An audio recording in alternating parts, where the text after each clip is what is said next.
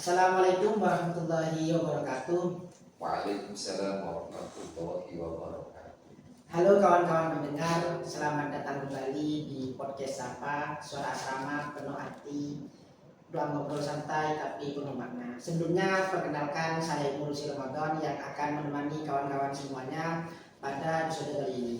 Pada episode kali ini, podcast Sapa akan membahas ataupun bincang-bincang tentang satu malam yang dimana malam tersebut sangat-sangat ditunggu oleh umat muslim khususnya di bulan Ramadan. Namun sayangnya malam tersebut sering terlewatkan karena berbagai kesibukan sesuai dengan tema kita kali ini, yakni malam Lailatul Qadar antara kesibukan ataupun harapan. Dan pada kesempatan kali ini podcast Sapa mendatangkan narasumber yang sangat luar biasa. Beliau motivator hebat dan juga mantan wakil dekan 1 Fakultas Keislaman Universitas Diponegoro, yakni Bapak Khairun Nasih MHI MHI. Mungkin kita sapa dulu narasumber kita pada episode kali ini. Assalamualaikum Bapak Nasih. Waalaikumsalam warahmatullahi. Bagaimana kabarnya Bapak? Alhamdulillah, hari ini luar biasa. Insya Allah besok juga akan lebih luar biasa. Masya Allah. Yang menarik adalah sebutan mantan. Gimana itu Bapak? Jadi mantan itu kan konotasinya kuat, bukan kaitannya dengan jabatan, tapi sesuatu yang pernah singgah di hati kita. Tapi bagaimanapun saya pernah pesan pada teman-teman, jangan pernah sepelekan mantan, karena bagaimanapun mantan tetap lebih baik daripada orang yang lain. Termasuk orang baru Bapak? Iya, kenapa? Karena dia pernah singgah di hati kita. Jadi bagaimanapun dia adalah orang yang terbaik. Nah, makanya kalau di jabatan itu biasanya disebutkan periode. Bukan mantan ya Pak? Ya boleh aja, cuman kadang-kadang resisten kaitannya dengan.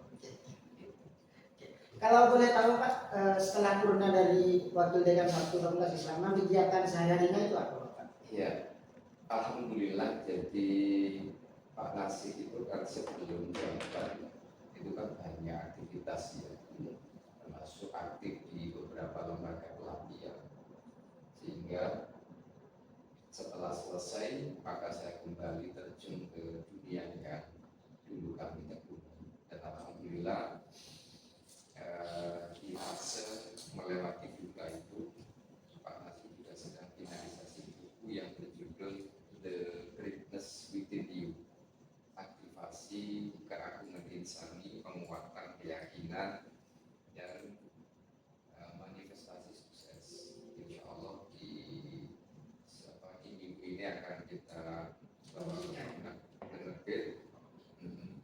Dan nanti kita juga akan bagi-bagi, karena memang niatan saya itu di cetakan pertama ini ada beberapa kolega dan relasi yang akan kita berikan, termasuk di asrama.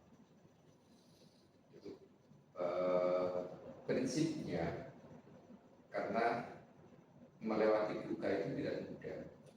Dan saya kemudian belajar di 1-2 teori, dan teori ini yang termasuk merilis masalah itu yang kebetulan membantu Pak Nasih untuk mengalami percepatan di dalam melewati fase duka itu. Sehingga saya ingin nanti siapapun yang berduka, siapapun yang bersedih, atau dia yang sering sulit untuk mengontrol dirinya, maka teknik-teknik itu kemudian insya Allah bisa mudah-mudahan bermanfaat. Amin. Semua. Dan kabarnya Bapak sampean ini tiap minggu bolak-balik dari Gresik ke Bangkalan ya Pak? Betul. Wah, Masya Allah, luar biasa. Dari aktif di kampus, kemudian komisi itu seringkali juga Balik Gresik, luar biasa. Dan mungkin saya mulai tentang malam Lailatul Qadar ya Pak. Saya mulai pertanyaan dengan dulu berbicara tentang malam Lailatul Qadar, di mana malam yang sering disebut malam sangat istimewa Pak. Sebenarnya apa yang membuat malam Lailatul Qadar tersebut menjadi istimewa itu Bapak? Oke. Saya pernah menyebutkan bahwa Lailatul Qadar itu sebetulnya adalah hadiah istimewa yang diberikan oleh Allah kepada umatnya Rasulullah Muhammad yang juga istimewa. Kenapa demikian? Jadi kalau secara historikal kita lihat dulu sahabat itu pernah mendapatkan cerita bahwa umat-umat di Nabi sebelum Rasulullah itu usianya panjang, usianya ratusan, bahkan 900, ada yang sampai 1000 usianya. Dan itu dia gunakan pagi itu untuk ibadah, untuk puasa, kemudian malamnya untuk begadang bermunajat kepada Allah. Satu sisi sahabat itu kemudian mikirnya, kami adalah umat yang terbaik, lalu bagaimana mungkin bisa membandingi, menandingi mereka yang usianya sampai ratusan tahun. Padahal usia kami itu hanya 63 tahun standarnya. Bagaimana mungkin kemudian bisa membandingi mereka, padahal kita juga punya spirit untuk kemudian mewujudkan bahwa kita adalah umat yang terbaik, ibadahnya juga yang terbaik. Lalu kemudian Allah memberikan hadiah berupa Lailatul Qadar. Logikanya orang yang ibadah semalam saja khairun min alfi syahrin, lebih bagus kualitasnya dibandingkan 1000 bulan. 1000 bulan itu kalau kita konversi setara dengan 84 tahunan. Artinya itu semalam. Dan kalau orang itu usianya 40 tahun, apalagi 60 tahun, kemudian taruhlah sejak usia 11 tahun dia menjumpai Ramadan, lalu mendapatkan Lailatul Qadar, berarti punya kesempatan 50 kali malam Lailatul Qadar. Satu malam itu adalah 84 tahun kali 50 kali 10 tahun saja, itu ketemunya sudah 840-an. Artinya tidak ditentukan oleh lamanya waktu, tetapi kualitas waktu. Dan itulah hadiah yang menurut kita itu adalah luar biasa. Gitu. Luar biasa sekali dia Pak Lailatul Qadar itu. Betul. Dan kalau melihat di malam Lailatul Qadar Pak, kita selaku umat muslim ini bagaimana cara mengetahui bahwa malam ini adalah malam Lailatul Qadar Pak? Ya, agama kita itu seringkali ada hal yang kemudian tidak harus disampaikan secara vulgar. Ada hal-hal yang sengaja dirahasiakan dan tentu itu punya maksud, punya tujuan. Karena kalau sesuatu itu semuanya dibuka tanpa rahasia, nilai kemaslahatannya menjadi berkurang. Misalnya begini, persoalan takdir yang misterius itu juga dirahasiakan, sehingga kita tidak pernah tahu apa yang terjadi besok. Kita juga tidak pernah tahu usia kita itu sampai kapan. Maka seandainya Anda itu tahu bahwa ajalmu, ajalnya mahasiswa itu adalah 1 minggu lagi, maka sangat mungkin kamu itu nggak usah kuliah, ibadah terus, megang tasbih terus begitu dan nggak mau kerja. Sehingga ada rahasia di sana. Termasuk kenapa Lailatul Qadar itu kemudian dirahasiakan. Itu memang agama punya kepentingan dan juga nilai maslahahnya besar. Bayangkan kalau Lailatul Qadar itu tidak dirahasiakan, lalu ada edaran resmi dari Kementerian Agama bahwa Lailatul Qadar itu jatuh pada malam ke-15 misalnya. Apa yang terjadi? Malam 1 sampai 14 sepi. Raminya di 15. Raminya di malam 15, malam 16 sampai 30 sepi lagi. Orang-orang pada ditanya, kok masjidnya sepi? Sudah dapat Lailatul Qadar. Jadi Lailatul Qadar itu sebetulnya adalah trigger agar umatnya Rasulullah termasuk kita itu kemudian belajar yang namanya istiqomah. Nah, ulama memang yang punya pengalaman batin dan spiritual, termasuk mereka yang ma'rifat, yang mukasyafah, yang punya keistimewaan bisa melihat sesuatu yang tidak dilihat oleh orang awam, itu memang pernah menyampaikan. Jadi ada tanda-tanda malam itu kemudian anginnya juga terukur, kemudian ada bintangnya. Lalu ada lagi Imam Ghazali malah menyampaikan punya hitungan yang jelas.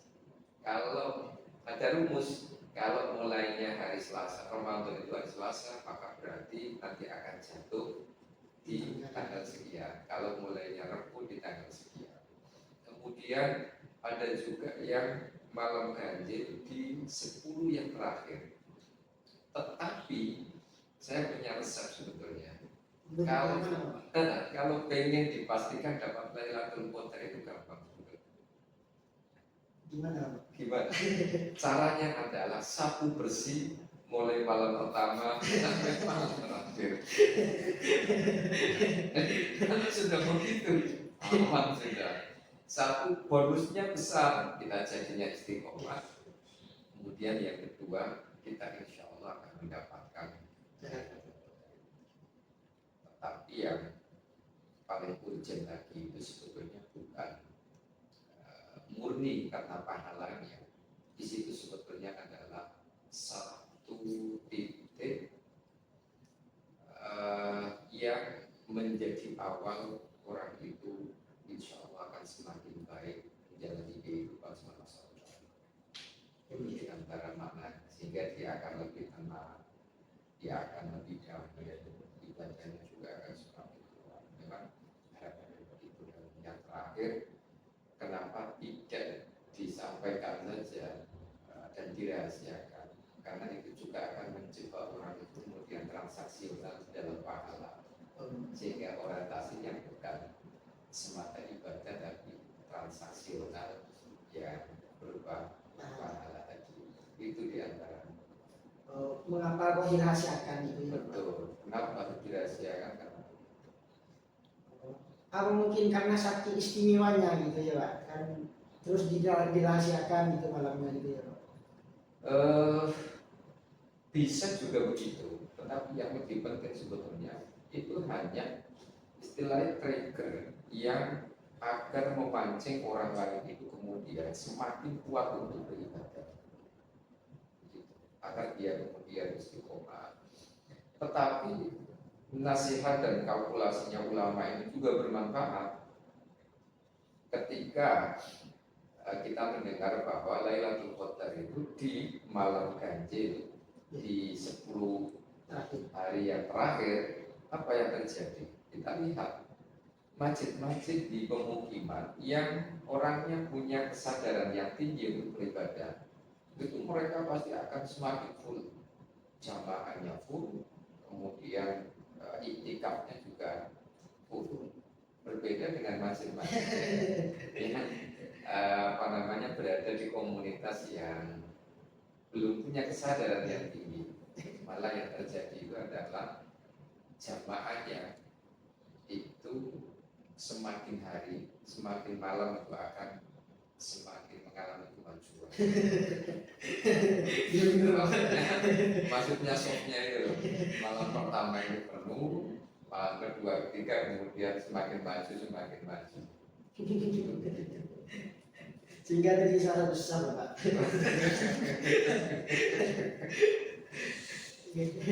Kalau tadi sempat disebutkan ciri-cirinya Bapak, seperti kayak anginnya ataupun kabarnya juga daun-daunan itu melulu, dan juga pas fajar ketika terbit agak redup itu Bapak. Katanya malaikat itu lagi naik. Apakah benar Bapak begitu Bapak? Jadi itu kan memang alam yang kemudian tidak bisa dijangkau oleh kasat mata. Tapi yang jelas begitu itu mungkin bagian dari tanda, karena jelas inna anzalnahu fi lailatul qadar. wa ma adraka ma lailatul qadr lailatul qadri khairun min alfi syahr tanazzalul malaikatu war ruhu fiha bi idzni rabbihim min kulli amrin salamun hiya hatta matla'il fajr. Jadi tidak hanya malaikat Jibril, tapi ada banyak malaikat yang sengaja kemudian diturunkan oleh Allah. Maka sangat mungkin ke depan itu ketika ada teknologi yang bisa menangkap ada gelombang-gelombang tertentu yang positif, kemudian vibrasi-vibrasi tertentu yang positif, sangat mungkin nanti itu tanda bisa jadi akan semakin jelas untuk menguatkan. Karena kita kalau belajar dari teknologi dan sains hari ini hubungannya dengan konteks agama itu semakin lama semakin dekat. Logikanya kan begini, agama itu sandarannya ada di hati karena keyakinan dan etikot, tapi sains itu ada di logika.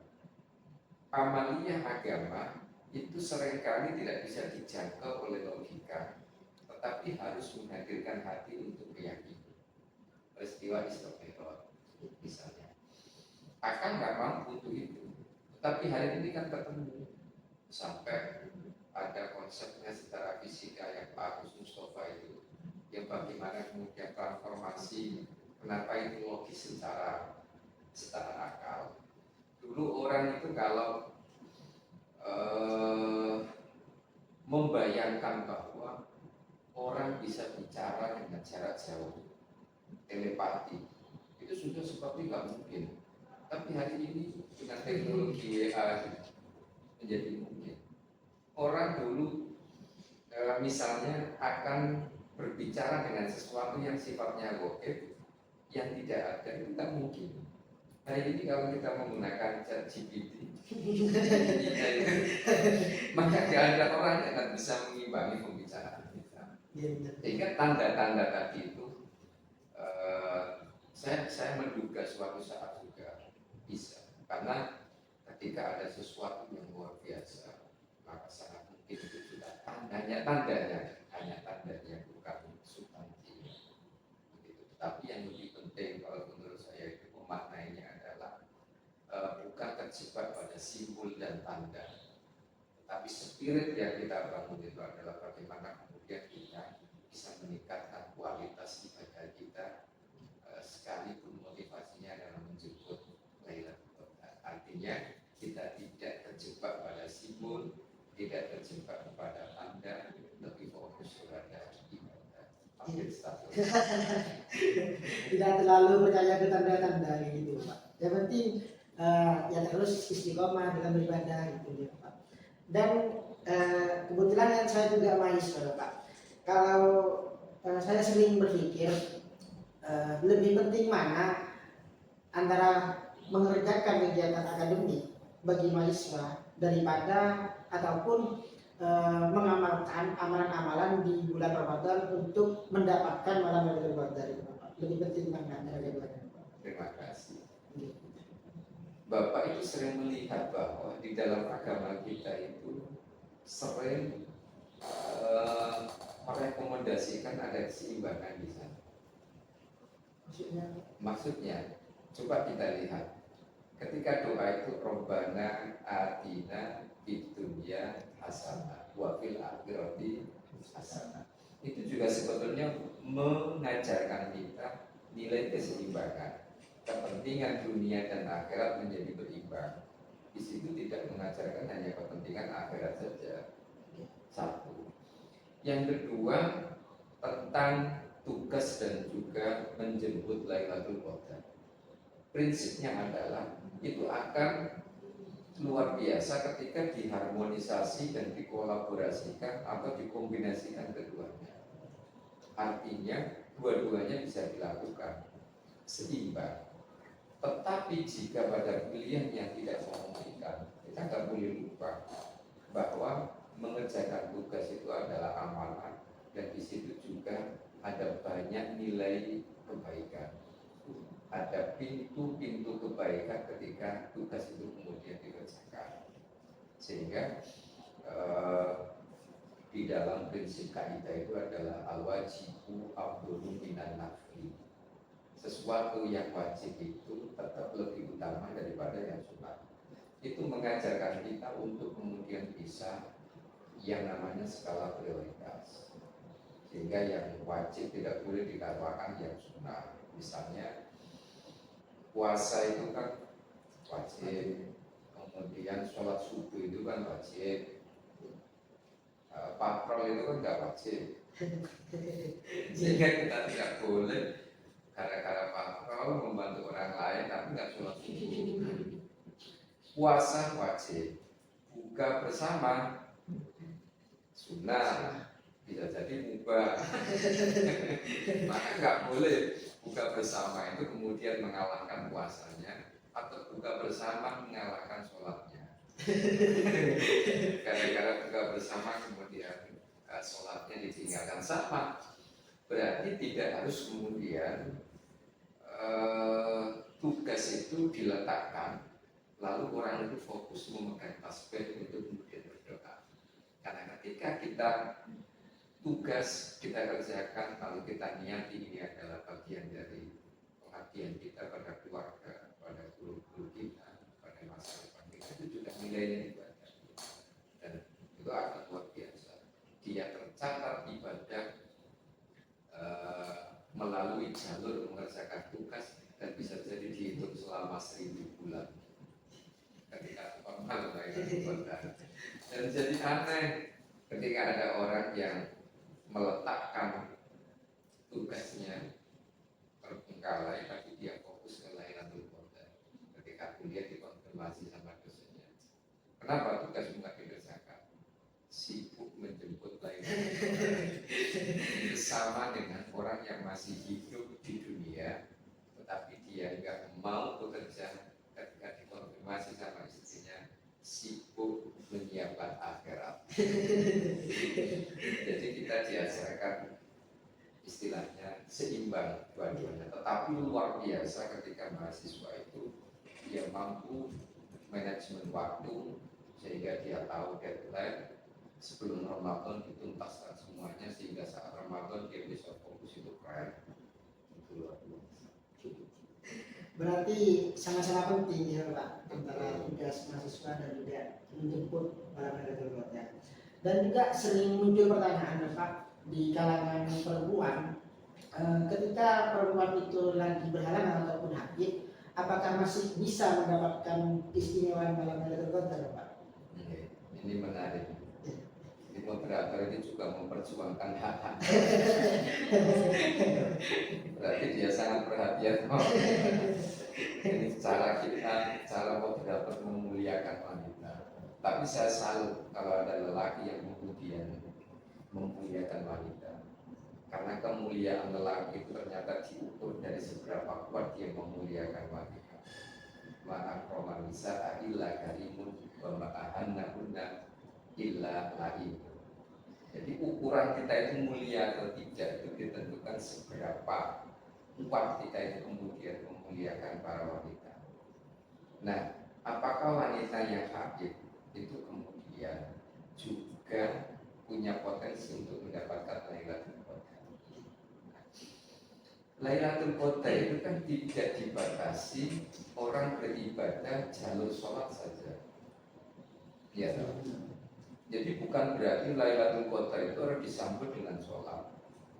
Semua aktivitas kebaikan kita itu dianjurkan. Tidak hanya sholat, baca Quran, baca tasbih, kemudian berbuat baik,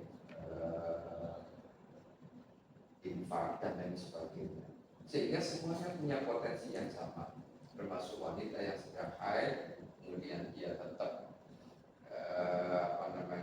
apalagi yang hafidzah ya, yang hafidzah kemudian projaa diniati untuk berzikir, tidak diniati untuk membaca, maka sama aja, semuanya punya potensi yang sama. Dan itu memang secara syariat dia tidak bisa melakukan sholat, tidak bisa melakukan puasa, itu menjalankan perintahnya agama. Justru ketika dia melanggar, kalau dia puasa, justru malah dia dosa. Tapi ketika dia tidak puasa dan diniati untuk menjalankan perintahnya itu, maka berarti juga nggak puasanya itu dapat pahala. Bayangkan, apalagi kemudian ketika malam Lailatul Qadar.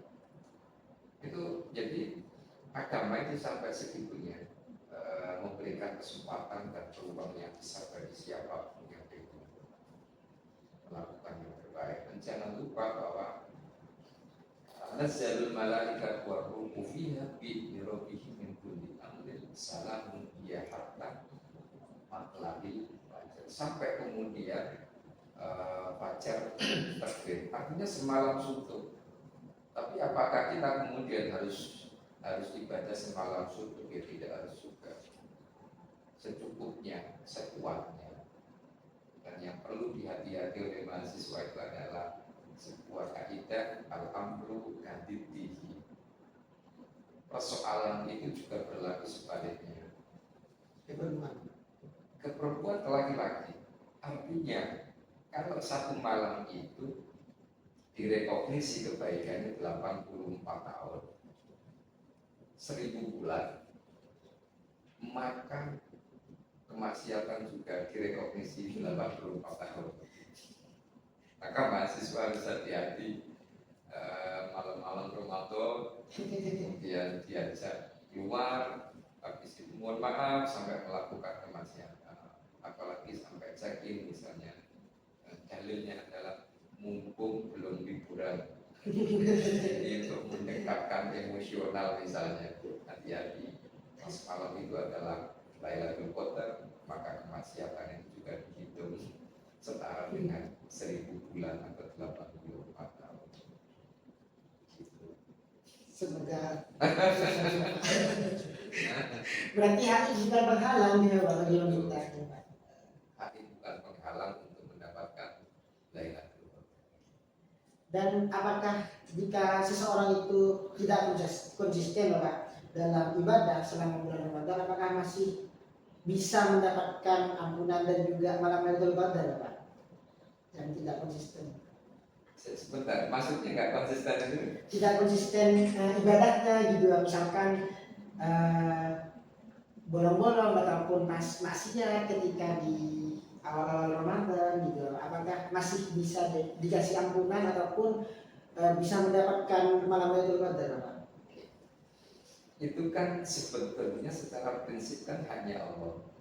Ketika kita lihat bahwa pengampunannya Allah itu jauh lebih besar dari dosa yang kita lakukan, maka sangat mungkin. Karena itu terpisah dengan puasanya. Tetapi secara teori, kalau orang itu kemudian meremehkan satu amalan, apalagi yang wajib, menjemput Lailatul Qadar itu tidak wajib, tapi puasanya wajib, itu kan menjadi aneh.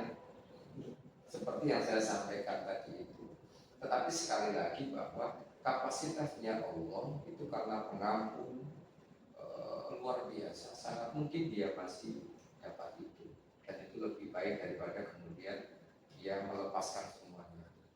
Tetapi kalau dia sudah sadar secara akal, lalu dia menghitung-hitung, maksudnya menghitung itu, ya sudahlah saya nggak puasa nggak apa-apa. Yang penting nanti Lailatul Qadar, kemudian saya dapat dan saya kemudian baca istighfar yang banyak, paling juga dimaafkan. Nah, ini yang jadi masalah. Agama kemudian dipolitisasi.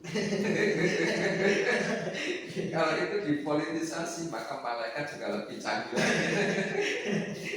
Lebih canggih lagi. Jadi nanti ada GPS yang tulisannya itu adalah surga, tapi tiba-tiba dia masuk ke neraka. Atau ada petunjuk arah bagi yang lainnya diarahkan ke kiri, masuk ke kiri, masuk ke surga, atau ke kanan ke surga. Giliran orang itu kemudian petunjuk arahnya itu. Jadi kalau itu tidak dipolitisasi masih sangat mungkin. Karena Allah itu kadang-kadang itu juga memberikan nasihat ke kita bahwa kita yang taat beragama hari ini juga belum tentu kemudian besoknya akan tetap konsisten. Mereka yang hari ini masih belum istiqomah sangat mungkin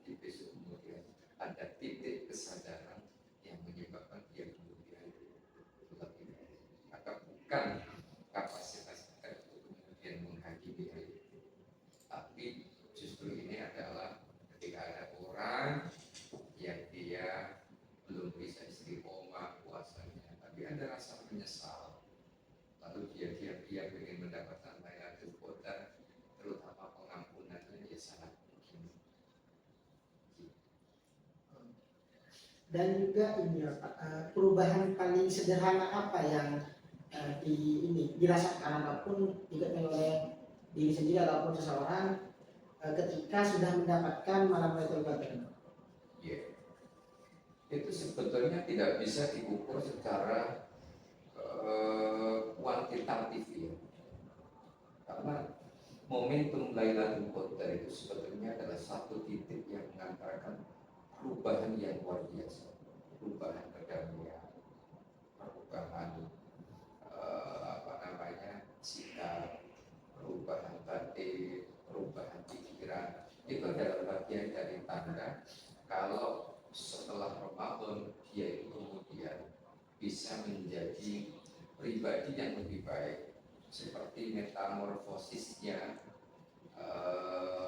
ular yang dia puasa menjadi kepompong, setelah itu kemudian muncul menjadi kupu-kupu yang punya karakteristik yang berbeda. Selain bentuknya indah, kupu-kupu itu berbeda dengan ular. Kalau ular itu dia merusak, dia menjijikkan, bulunya itu juga mengandung racun yang menyebabkan gatal. Dia juga kategori hama. Tapi saat dia puasa, akhirnya jadi kepompong. Bertahan puasa, keluar jadi kupu-kupu, punya kompetensi baru, dia bisa terbang, bentuknya indah, bahkan taman itu kalau ada banyak kupu-kupu tentu akan semakin indah. Dan yang ketiga, yang dimakan, yang dikonsumsi sudah berbeda. Itu adalah simbol bahwa selama Ramadan ada proses yang menyebabkan kita itu menjadi pribadi yang lebih baik. Maka itu diantara tanda melekat Ramadan yang lulus, Lailatul Qadarnya juga dia dapatkan. Berbeda dengan hewan lain yang namanya ular. Dia puasa iya, dia tirakat iya, tetapi hanya merubah kulitnya yang awalnya kusam, kemudian kalau bahasa Inggrisnya itu merungsungi, melepaskan kulitnya, dia muncul menjadi ular yang kulitnya lebih glowing, tetapi bentuknya masih hampir sama, kemudian sifatnya juga masih sama. Maka inilah bukan yang kita harapkan, dan yang kita harapkan itu adalah seperti metamorfosis yang pertama, dan itu benar-benar kita akan menjemput Syawal, karena Syawal itu artinya adalah peningkatan. Gitu. Oke, baik Bapak, terima kasih. Mungkin tadi adalah pertanyaan terakhir Bapak, namun sebelum saya tutup, mungkin ada closing statement Bapak, baik tentang malam Lailatul Qadar ataupun hal lainnya yang ingin Bapak sampaikan. Oke. Ketika Allah itu mengistimewakan sesuatu, ketika Rasulullah mengistimewakan sesuatu, dan ketika agama kita juga mengistimewakan sesuatu, maka tidak ada alasan pun benar bagi kita untuk tidak mengistimewakan hal itu. Karena sesuatu itu pasti yang terbaik untuk kita, terbaik untuk agama kita. Maka mudah-mudahan kita semuanya diberikan semangat yang cukup, yang kuat untuk kemudian menapaki sisa-sisa Ramadan ini, dan mudah-mudahan kita juga bisa mendapati yang namanya Lailatul Qadar. Baik, terima kasih Bapak. Terima kasih juga kami ucapkan kepada narasumber pada malam hari ini sudah menyediakan waktunya, sudah menyempatkan waktunya untuk hadir di podcast Sapa pada episode kali ini, dan juga memberi penjelasan yang sangat berharga bagi khususnya saya sendiri dan juga kawan-kawan pendengar Bapak. Dan juga terima kasih juga kepada kawan-kawan pendengar podcast Sapa yang sudah menyimak episode kali ini. Semoga obrolan pada episode kali ini menjadi semangat untuk kita dalam melaksanakan ibadah khususnya di bulan Ramadan. Saya Ibnu Rusy pamit undur diri, sampai jumpa di episode Sapa selanjutnya. Wassalamualaikum warahmatullahi wabarakatuh. Waalaikumsalam warahmatullahi wabarakatuh.